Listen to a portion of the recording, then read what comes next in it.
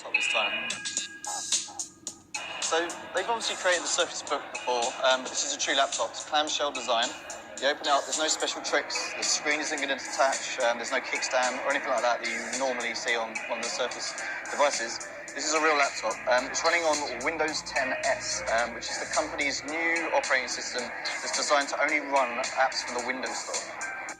As you can see, it's a premium design. This isn't a cheap device. It's $999, that's the starting price. And inside, Microsoft hasn't really cut corners with this laptop. There's an Intel Core i5 processor, the full one. It's not a fanless Core M that we might have seen on other laptops. So it's fully powered, 4 gig of RAM on the base model, and 128 gig SSD.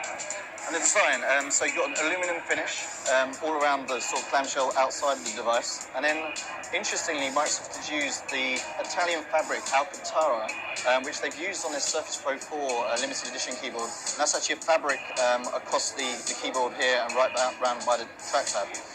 And in terms of the keyboard, it's about 1.5mm travel, so it feels pretty good. It doesn't feel like a MacBook keyboard like the regular 12-inch MacBook. It feels pretty responsive. And you've obviously got the touchscreen that you get on any Surface devices, and it works with the Surface Pen as well. So one of the really interesting things that Microsoft has done with this actual device is they've integrated the speakers underneath the keyboard. And you'll see that there's no speakers up here, you don't really see a hinge, and there's no real grills or any sort of ugliness that you might expect from a Windows laptop. The actual fan vents are just down at the back here. It's kind of inconspicuous, just out of the way. On the side, you've got the Surface connector, so the same one that's on the Surface Pro 4 and the Surface Book.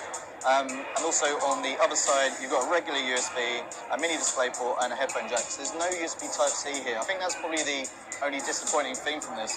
Holding it in my hand, it feels great. Like, it feels like the Surface laptop that I've kind of always wanted Microsoft to do.